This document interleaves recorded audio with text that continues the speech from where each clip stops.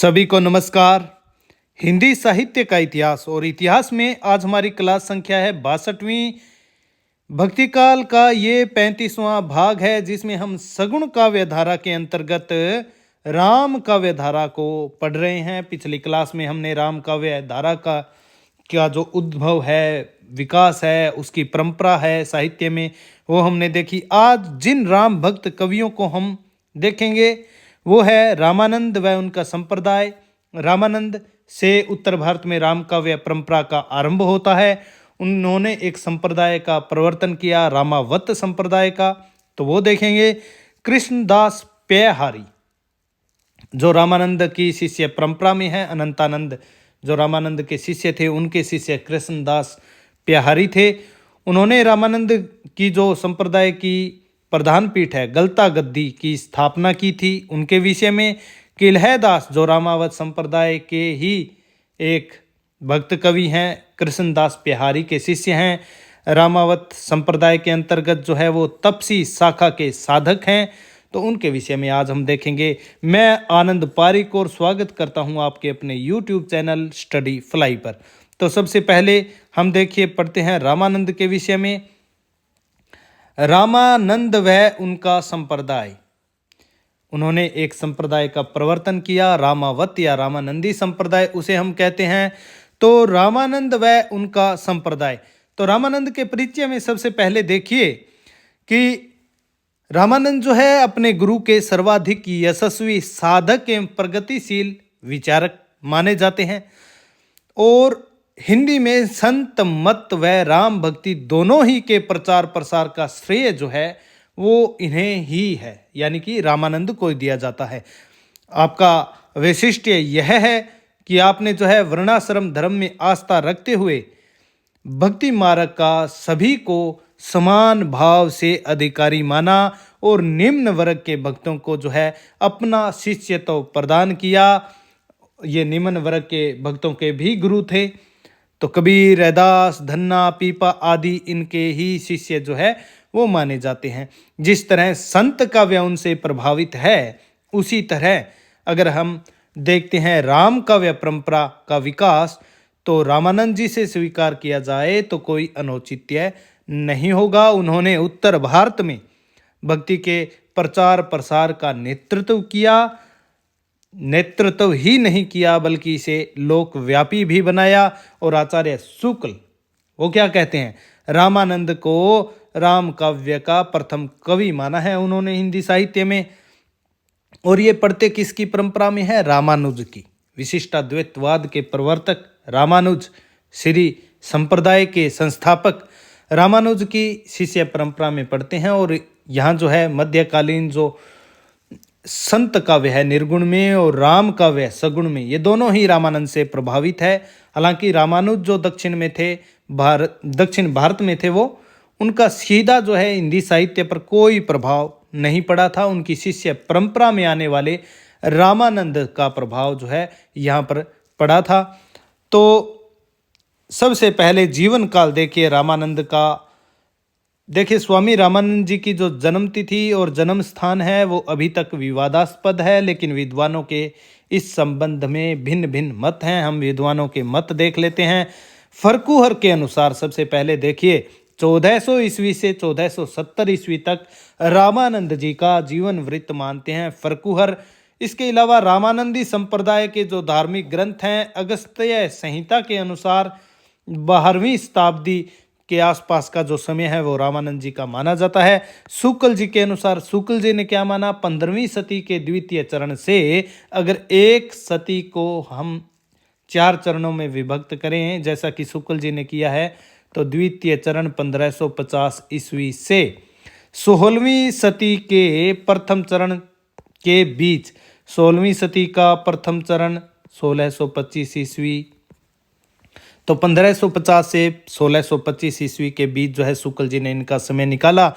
और कैसे निकाला, रामानंद जी के एक शिष्य थे सैन भगत, बांधवगढ़ नरेश के नाई थे, उनकी सेवा करते थे। और ये बांधवगढ़ नरेश कौन थे, ये थे राजा राम बघेला। और उन बघेला का जो शासनकाल था 1554 ईस्वी से 1591 ईस्वी सेन उसकी सेवा करते थे, और सेन जो है रामानंद के शिष्य थे। तो उसी के शासन काल के समकालीन जो है रामानंद को मानकर, और कबीर और शेख तकी का संवाद भी इतिहास में प्रसिद्ध है।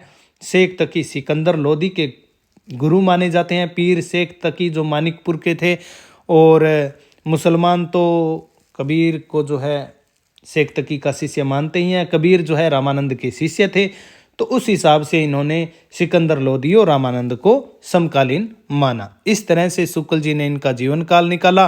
और सर्वमान्य मत देख लीजिए एक बार, जो लगभग मान्य है। रामानंद का सर्वमान्य जीवन काल 1368 ईस्वी से 1468 ईस्वी। 100 वर्ष का जो पवित्र जीवन इन्होंने जिया, नागरी प्रचारणी सभा काशी के अनुसार यह मान्य समय है। अब आचार्य शुक्ल ने रामानंद को सिकंदर लोदी के समकालीन माना है। रामानंद, सिकंदर लोदी व शेख तकी को समकालीन माना है आचार्य शुक्ल ने। तो आगे चलिए। अब रामानंद जो है रामानंद के नाम से प्रसिद्ध है। रामानंद इनका सर्वमान्य नाम है, लेकिन कुछ नाम इनके और भी मिलते हैं। रसिक शरण, जिन्होंने की रसिक प्रकाश भक्तमाल की टीका लिखी। रसिक प्रकाश भक्तमाल एक रचना है जीवाराम की। किन की रचना है? ये रचना है जीवाराम की। जीवाराम राम भक्ति काव्य परंपरा के अंतर्गत तत्सुखी संप्रदाय के संस्थापक हैं। हम बाद में पढ़ेंगे। तत्सुखी संप्रदाय के संस्थापक है जीवाराम। उन्होंने लिखा रसिक प्रकाश भक्तमाल, और उसके टीकाकार है रसिक शरण। रसिक शरण ने रामानंद का पूर्व नाम रामदत्त बताया है। वैष्णव धर्म रत्नाकर में उन्हें राम भारती कहा गया है। अगस्त्य संहिता व भविष्य पुराण में रामानंद नाम दिया गया है। प्रचलित नाम है रामानंद उनका। आगे चलिए। आगे जन्म स्थान, जन्म तिथि के बाद में हम देखते हैं जन्म स्थान।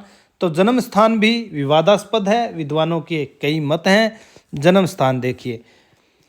एक तो मत इसमें यह है कि कुछ विद्वानों ने मेलकोट, मैसूर, साउथ दक्षिण भारत में, जो कर्नाटक में मैसूरू, अब तो मैसूरू बोलते हैं, तो मेलकोट मैसूरू को जन्म स्थान मानने वाले कौन हैं? विद्वान मैकालिफ व फरकुहर।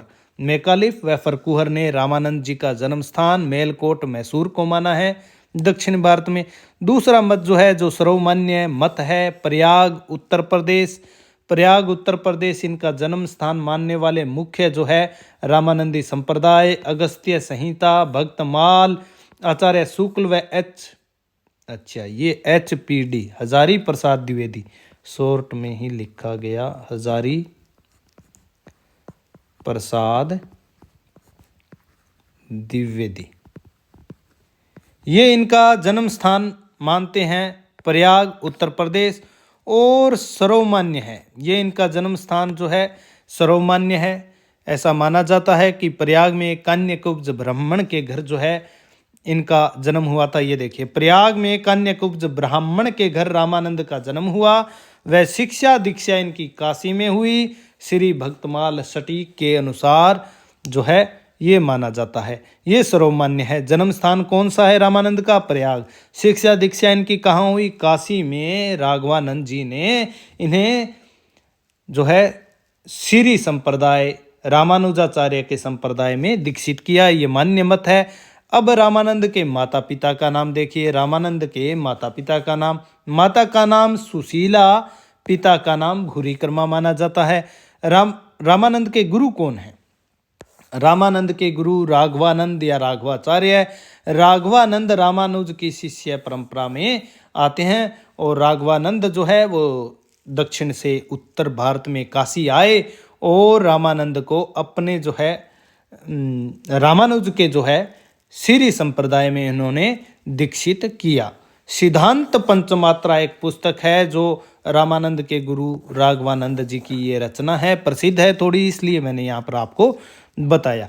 अब देखिए, ये बात महत्वपूर्ण है। श्री रामार्चन पद्धति, ये क्या है? श्री रामार्चन पद्धति एक ग्रंथ है, और किसका ग्रंथ है?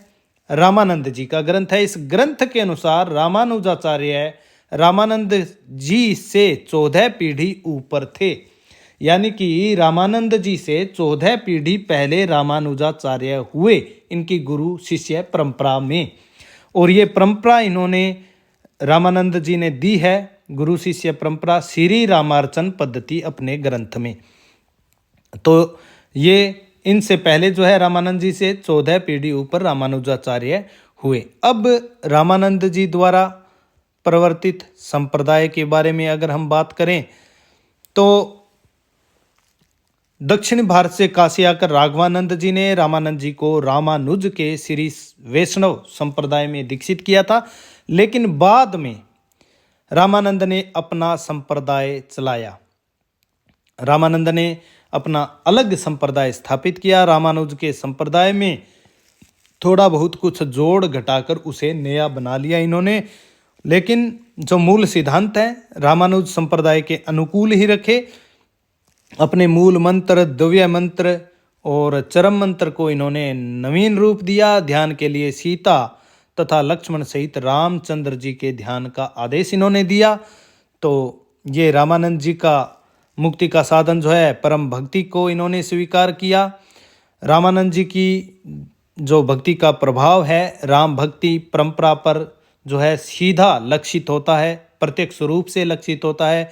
गोस्वामी तुलसीदास भी इनकी विचारधारा से पूर्णतया प्रभावित थे। तो इनके द्वारा स्थापित संप्रदाय कौन सा है? रामावत या रामानंदी संप्रदाय। अपने गुरु राघवानंद से प्राप्त भक्ति और ज्ञान की पृष्ठभूमि में उन्होंने रामानंद जी ने काशी में पंचगंगा घाट, जहाँ पर ये रहते थे, पंचगंगा घाट काशी में, वहाँ पर इन्होंने रामावत संप्रदाय की स्थापना की। लेकिन रामावत संप्रदाय की जो प्रधान पीठ है वो गलता पीठ है, जिसे कृष्णदास प्यारी ने स्थापित किया। तो आगे देखिए, राम भक्ति में रामावत संप्रदाय का जो गौरवपूर्ण स्थान है वह अन्य संप्रदाय का नहीं है। इसका बहुत ही गौरवपूर्ण स्थान जो है राम भक्ति परंपरा में माना जाता है, रामावत संप्रदाय का। लेकिन क्या हुआ कि रामानंद के बाद 16वीं शताब्दी में रामावत संप्रदाय का संपर्क श्री संप्रदाय जो रामानुजाचार्य का था के साथ इतना, हालांकि इन्होंने थोड़ा बहुत अपना अलग संप्रदाय स्थापित कर लिया, लेकिन रामानंद जी के बाद जो है 16वीं शताब्दी में इनके संप्रदाय का संबंध जो है, संपर्क जो है श्री संप्रदाय जो रामानुजाचार्य का था उसके साथ इतना बढ़ गया कि दोनों में जो भेद था वह भावुक जनता के समक्ष अदृश्य हो गया। हालांकि इन्होंने अपने संप्रदाय को पृथक सिद्ध करने के लिए ब्रह्मसूत्र और गीता पर इनके नाम से जो है भाष्यों का प्रचार किया गया, लेकिन वो संदिग्ध है, अप्रमाणिक है, ऐसा भी माना जाता है। लेकिन क्या है कि दोनों ही संप्रदायों के, रामानुज का श्री वैष्णव संप्रदाय हो या रामानंद का रामावत संप्रदाय हो, दोनों के मंत्र अलग अलग हैं, तिलक पद्धतियां अलग अलग हैं। श्री संप्रदाय रामानुज के आचार्य नारायण है, जबकि रामावत संप्रदाय के आराध्य कौन है? राम है। रामावत संप्रदाय का मूल मंत्र राम या सीताराम है। तो इसमें थोड़ा जो है रामानंद के और रामानुज के संप्रदाय में थोड़ा फर्क है, ये आपको समझना चाहिए। तो आगे देखिए, शिष्य परंपरा क्या है? रामानुज की शिष्य परंपरा में देखिए मध्यकालीन संत काव्य और राम काव्य धारा के दोनों ही भक्त जो है इनसे प्रभावित हैं। तो रामानंद की शिष्य कौन कौन से हैं? रामानुज की शिष्य परंपरा में पढ़ने वाले रामानंद से मध्यकालीन निर्गुण व राम काव्य दोनों प्रभावित हुए। निर्गुण में आप संत लिखिए मुख्य रूप से, क्योंकि हमने संत काव्य, सगुण में अगर राम काव्य लिख दिया तो निर्गुण में संत काव्य हमें लिखना चाहिए, क्योंकि सूफी पर ऐसा कुछ प्रभाव हमने देखा नहीं है इनका। तो संत काव्य और राम काव्य दोनों इनसे प्रभावित हुए।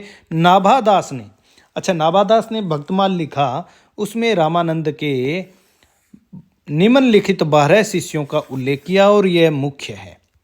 ये 12 शिष्य जो है महत्वपूर्ण है, आप इन्हें देखिए। तो इनके 12 शिष्य जो भक्तमाल में उल्लिखित है वो कौन कौन से हैं? वो है अनंतानंद, सुखानंद, नरहरयानंद, नरहरिदास जिन्हें कहते हैं, नरहरयानंद भी नाम इनका कई जगह आता है। ये तुलसी के दीक्षा गुरु थे। तुलसी को राम नाम की जो दीक्षा है वो नरहरयानंद या नरहरिदास ने ही दी थी। तुलसी के शिक्षा गुरु तो शेष सनातन माने जाते हैं। तो अनंतानंद, सुखानंद, नरहरयानंद या जिन्हें नरहरिदास भी कहते हैं, सुरसुरानंद, भावानंद, कबीर, रैदास, धन्ना, पीपा, गागरोन के शासक, सेन जो नाई थे, सुरसुरी, पद्मावती, ये इनके 12 शिष्य हैं।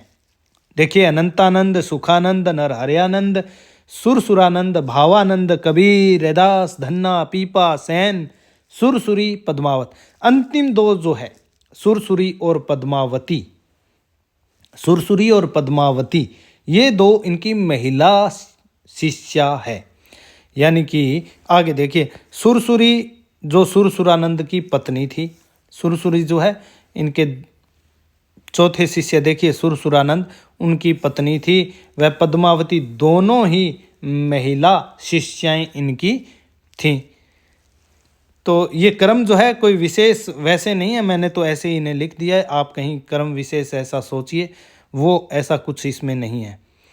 तो आगे देखिए, नागरी प्रचारणी सभा ने रामानंद के 12.5 शिष्य माने हैं। कितने शिष्य माने हैं? नागरी प्रचारणी सभा ने 12.5 शिष्य रामानंद के माने हैं। भक्तमाल में 12 शिष्यों का उल्लेख है। 2 महिला शिष्याएं इनकी हैं, सुरसुरी और पद्मावती।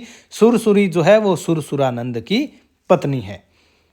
अब इनकी रचनाओं के विषय में हम बात करें, हालांकि इनकी ज़्यादातर रचनाएं विद्वानों ने अप्रामाणिक, संदिग्ध मानी है, लेकिन मोटा मोटी जो है 17 रचनाएं इनके द्वारा जो है रचित मानी जाती है। रामानंद की रचनाएं सभी को देख लेते हैं।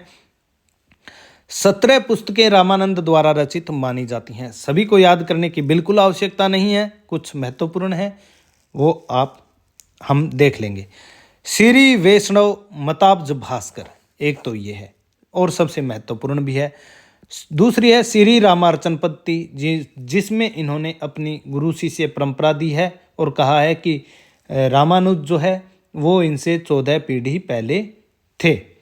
तो ये दोनों रचनाएं इनकी बहुत ही प्रसिद्ध रचनाएं हैं, संस्कृत में है ये। अगली देखिए, आनंद भाष्य, गीता भाष्य, उपनिषद भाष्य, सिद्धांत पटल, राम रक्षा स्तोत्र, रामानंदादेश, रामाराधनम, राम मंत्र जो ग्रंथ, योग चिंतामणि, ज्ञान तिलक, ज्ञान लीला, आत्मबोध, अध्यात्म रामायण, वेदांत विचार, कुछ फुटकल पद जो इनके संग्रहित हैं एक में, वो इस तरह से ये 17 इनकी रचनाएं हैं। अब आचार्य शुक्ल ने जो है इनकी 2 ही रचनाएं मानी हैं। वो कौन सी मानी है? देखिए, आचार्य शुक्ल ने रामानंद द्वारा रचित 2 ग्रंथ ही माने हैं। वो है श्री वैष्णव मताब्ज भास्कर और श्री रामार्चन पद्धति। और ये दोनों ही की भाषा जो है संस्कृत है। स्वामी रामानंद जो है संस्कृत के पंडित थे और रामानंद की रचनाओं में ये 2 रचना ही बहुत ही प्रसिद्ध हैं। दोनों का संपादन पंडित राम टहल दास ने किया था। तो अब क्या है, वैष्णव मताब्ज भास्कर में, श्री वैष्णव मताब्ज भास्कर में रामानंद के शिष्य सुरसुरानंद ने 9 प्रश्न किए हैं, जिनके उत्तर में रामानंद ने क्या किया है? राम तारक मंत्र की विस्तृत व्याख्या की है। तत्वोपदेश, अहिंसा का महत्व, प्रपत्तिवाद, वैष्णवों की दिनचर्या कैसी होनी चाहिए, षोडशोपचार पूजन एवं विशिष्टाद्वैतवाद का प्रतिपादन आदि इसमें बताया है। तो ये है श्री वैष्णव मताब्ज भास्कर। अब आगे देखिए, राम रक्षा स्तोत्र, यह भी इनकी रचना मानी जाती है, ऊपर हमने देखा भी। इसमें क्या है कि विभिन्न बीमारियों को दूर करने के मंत्र, हनुमान, सीता और राम की स्तुति इसमें की गई है। तो पूछ लिया जाए कि वह रचना रामानंद जी की जिसमें विभिन्न बीमारियों को दूर करने के मंत्र दिए गए हैं, हनुमान, सीता और राम की स्तुति है, तो वो राम रक्षा स्तोत्र है। यह रचना भगवदाचार्य ने 1945 ईस्वी में श्री रामानंद साहित्य मंदिर अट्टा, अलवर से प्रकाशित की थी। अब इसके बाद में अन्य ग्रंथों को तो जैसे राम रक्षा स्तोत्र ही ले लीजिए, योग चिंतामणि, ये रामानंद की रचनाएं बताई जाती हैं। लेकिन आचार्य शुक्ल जो है स्वामी रामानंद की रचनाएं नहीं मानते हैं, इन्हें वे रद्दी ग्रंथ तक कह देते हैं। बाद में कहते हैं कि बैरागियों की जो तपसी शाखा है उसके भक्तों ने जो है मूल प्रवर्तक प्रसिद्धि के लिए रचनाओं की लिखी, तो बाद में जो बैरागियों की तपसी शाखा के अंतर्गत भक्तों ने लिखी, लेकिन प्रसिद्धि के लिए मूल प्रवर्तक का नाम लेकर जो है इन्हें प्रचारित कर दिया, भी रामानंद का नाम लेकर अधिक प्रसिद्धि के लिए, तो ऐसा भी कहा जाता है। अब रामानंद जी के विषय में अन्य महत्वपूर्ण रामानंद जी के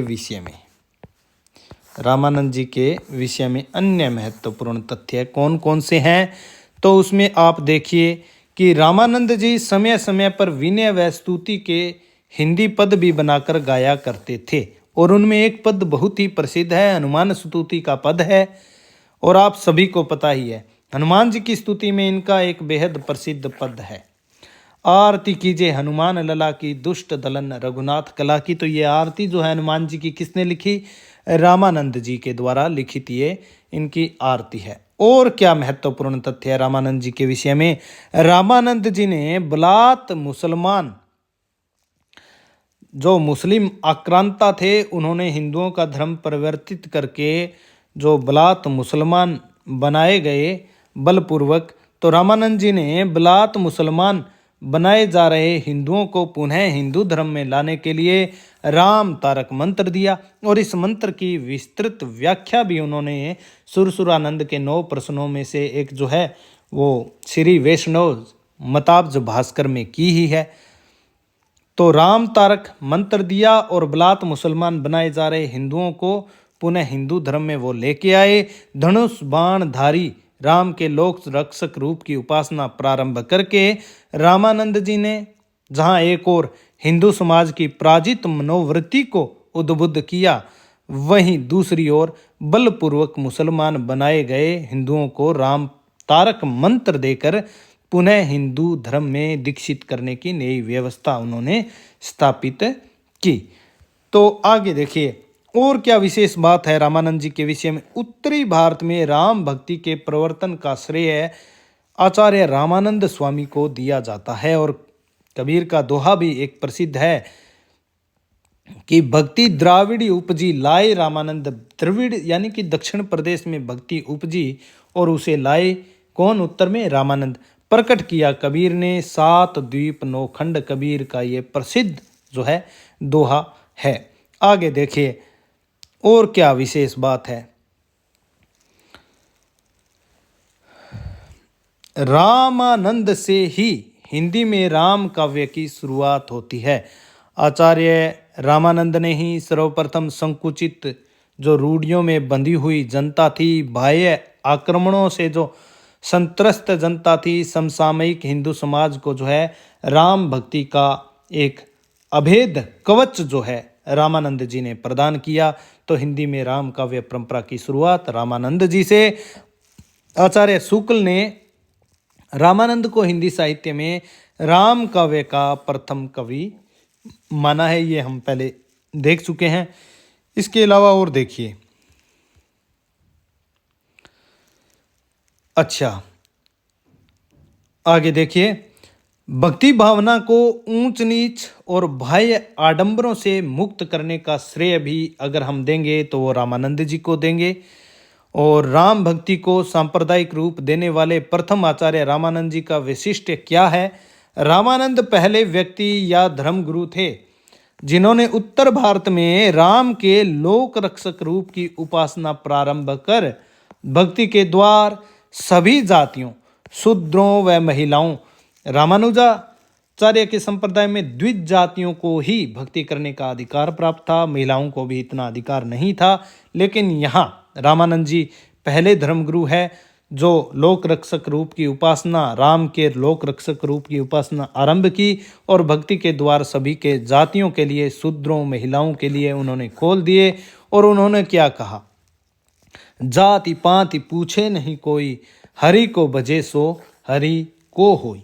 जाति पाति का कोई चक्कर नहीं है, जो हरि को भजेगा वही जो है उसका भक्त है। उनकी उदार भावना से हिंदू मुस्लिम संस्कृति भी जो है निकट आई। हिंदी के अधिकांश जो मुस्लिम संत हैं रामानंद को ही अपनी जो है रामानंद को ही अपना जो है प्रेरणा स्रोत मानते हैं। तो आगे देखिए, वैरागी दल का इन्होंने गठन किया। हिंदू धर्म के रक्षार्थ रामानंद जी ने एक वैरागी दल का गठन भी किया। रामानंद जी ने हिंदू धर्म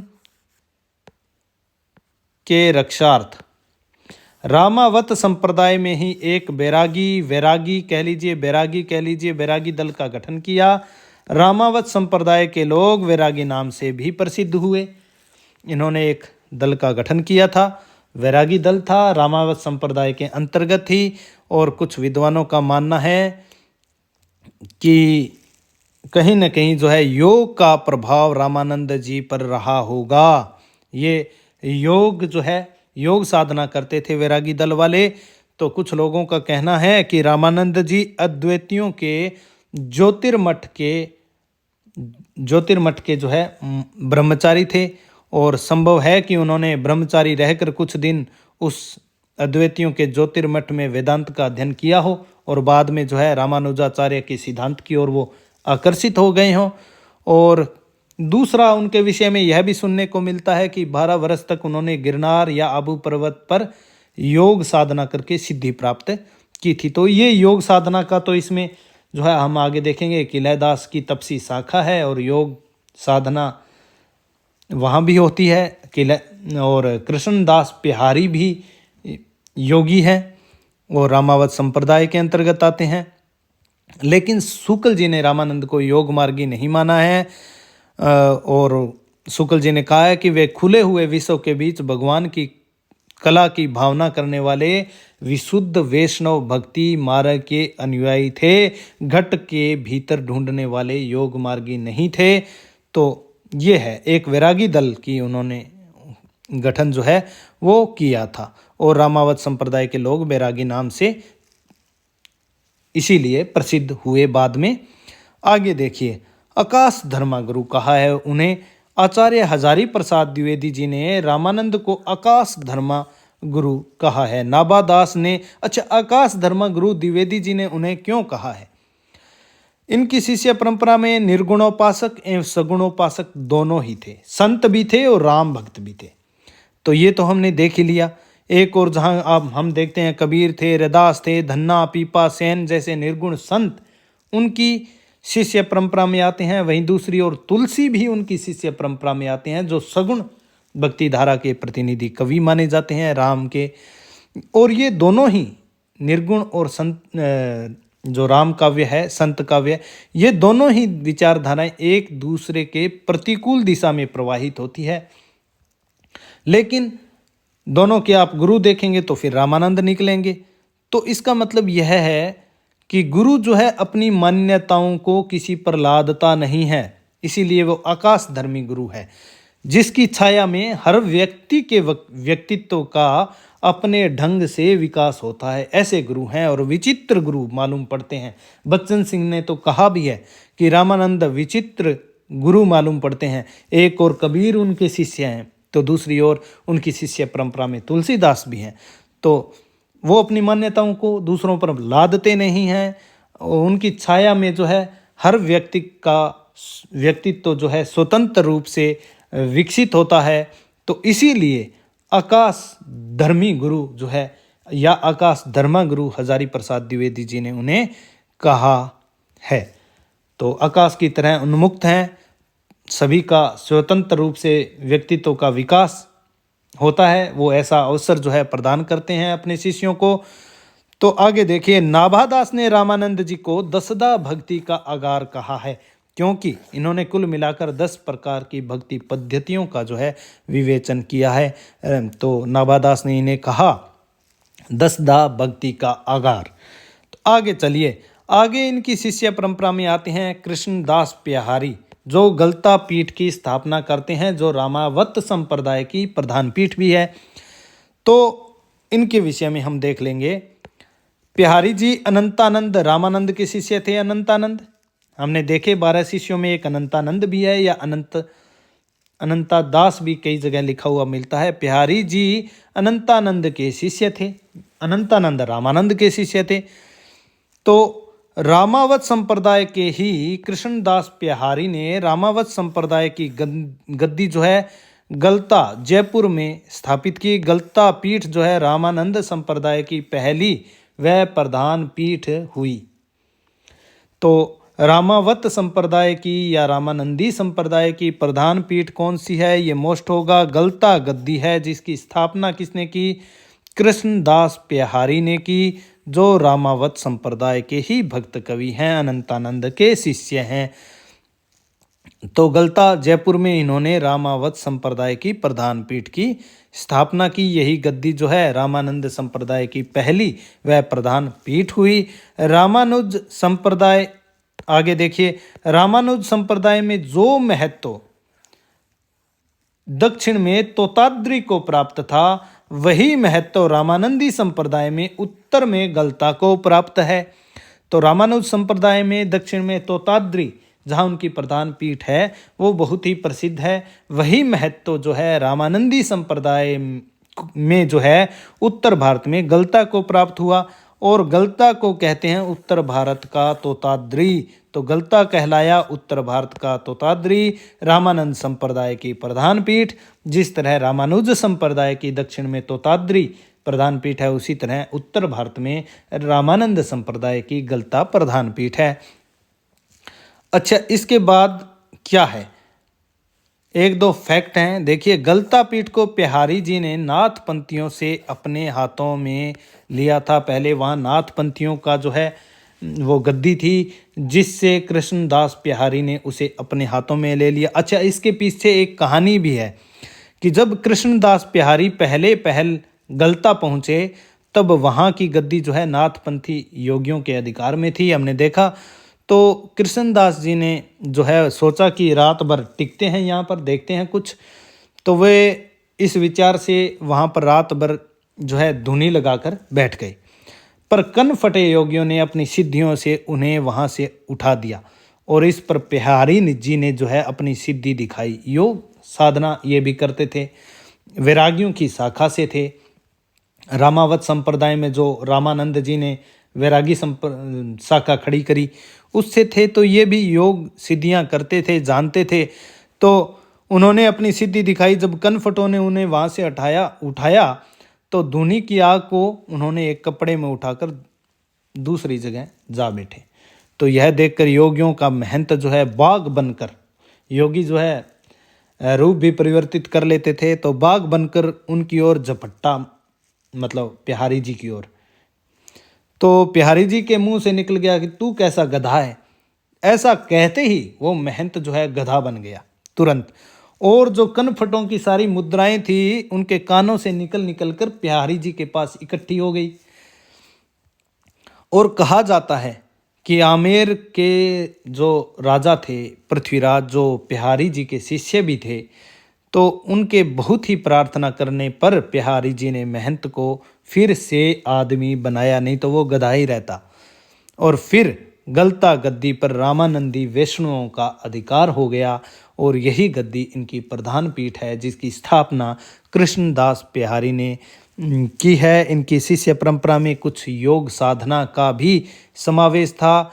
ये खुद भी योग साधना सिद्धियां जानते थे, क्योंकि उस समय जो नाथपंथी योगियों की सिद्धियों का जनता में प्रभाव था, तो कुछ न कुछ जो है ये भक्त होते थे, सिद्धियां योग सीख ही लेते थे।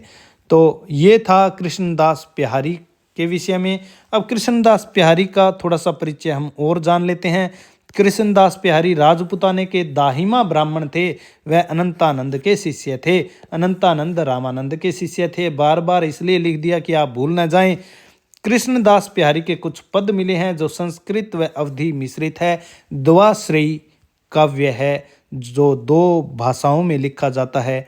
मिश्रित रचना है जैसे संस्कृत व हिंदी, तो ये इनकी द्वाश्रयी रचनाएं हैं। कुछ पद मिले हैं, कुछ नागरी प्रचारणी सभा ने रचनाएं भी बताई है, लेकिन बिल्कुल भी महत्वपूर्ण है। राम ध्यान योग, राम उपासना पद्धति, तो ये कुछ खास नहीं है, इसलिए मैंने यहाँ पर नहीं लिखा है, बस कुछ पद मिले हैं, ये आप याद रखिए। और गलता गद्दी के जो स्थापना है उसी की दृष्टि से इनका महत्व है। अब कृष्णदास बिहारी के प्रमुख शिष्य कौन कौन से हैं, ये बहुत ही मोस्ट है। किलहदास हैं एक तो, तपसी शाखा के साधक हैं, और अग्रदास हैं। तपसी शाखा क्या है वो भी हम देखेंगे। महाराज पृथ्वीराज है, आमेर के शासक हैं ये इनके। अग्रदास तो हमें पढ़ना ही है पूरा, तो उनके शिष्य नाभादास है, वो भी हम देखेंगे। महाराज पृथ्वीराज, किलहदास, अग्रदास, महाराज पृथ्वीराज, ये जो है कृष्णदास बिहारी के प्रमुख शिष्य हैं। अब किलहदास व तपसी शाखा, ये क्या है? किलहदास व तपसी शाखा देखिए, किलहदास ने राम भक्ति के साथ साथ योगाभ्यास पर भी बल दिया। तो किलहदास कृष्णदास बिहारी के शिष्य थे, वह रामावत संप्रदाय के, अच्छा 2 बार लिखा गया रामा, वह ये मिटा देते हैं यहां से, शिष्य थे वह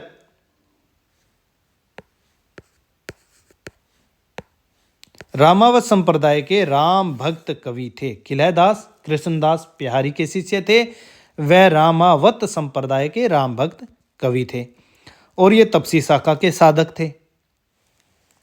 किलहदास की प्रवृत्ति जो है राम भक्ति के साथ साथ योगाभ्यास की ओर भी हुई, जिससे रामानंद जी की वैरागी परंपरा में एक शाखा में जो है योग साधना का भी समावेश हो गया, और इसी शाखा को हम कहते हैं तपसी शाखा। वैरागियों की यही शाखा जो है तपसी शाखा के नाम से प्रसिद्ध हुई। वैरागियों की यही शाखा तपसी शाखा के नाम से प्रसिद्ध हुई। तपसी शाखा देखिए, रामानंदी वैष्णवों की एक शाखा योग साधना में विश्वास रखने के कारण अपना वैशिष्ट्य बनाए रखने के लिए सगुणोपासना से हटकर योग परक सिद्धियों का प्रचार करती है, जिसे तपसी शाखा के नाम से जाना गया, और इसी के साधक थे कृष्णदास बिहारी और किलहदास। किलहदास इसके साधक थे। किलहदास तपसी शाखा के साधक थे। वह किलहदास के शिष्य द्वारकादास ने इस शाखा को और अधिक पल्लवित किया, और उनके संबंध में भक्तमाल में लिखा भी है, अष्टांग जोग तन त्यागियो द्वारकादास जाने दुनी। तो ये था यहाँ पर। और इसी शाखा के वो जो हमने रचनाओं की बात की थी पहले, राम रक्षा स्तोत्र, योग चिंतामणि, तो जिन्हें शुक्ल जी रद्दी ग्रंथ कहते हैं, जो रामानंद के ग्रंथ हमने देखे थे, वो शुक्ल जी कहते हैं कि इसी तपसी शाखा के बाद के साधकों ने उन ग्रंथों को लिखा और रामानंद के नाम से उन्हें चलाया प्रसिद्धि के लिए, क्योंकि ये रामावत संप्रदाय के ही भक्त थे। तो ये शाखा थोड़ी अलग हुई, थोड़ी योग साधना में ज़्यादा विश्वास करती थी। तो ये किलहदास, कृष्णदास बिहारी और रामानंद हमने देखे। तो उम्मीद है कि आपको ये हमारी क्लास पसंद आएगी और आपके लिए सहायक सिद्ध होगी। कुछ बोलने में गलती रही हो तो उसके लिए मैं क्षमा प्रार्थी हूँ, और एक विनम्र निवेदन यह है कि आप ज़्यादा से ज़्यादा इस चैनल को लाइक कीजिए, शेयर कीजिए, और चैनल को जो है सब्सक्राइब कीजिए। तो इसी के साथ आज की क्लास को हम यहीं पर समाप्त करते हैं। अगली क्लास में हम अग्रदास, नाभादास, विष्णुदास, ईश्वरदास आदि राम भक्त कवियों को पढ़ते हुए फिर तुलसी को देखेंगे, और फिर अन्य राम भक्त कवि जो हैं महत्वपूर्ण, उन्हें देख के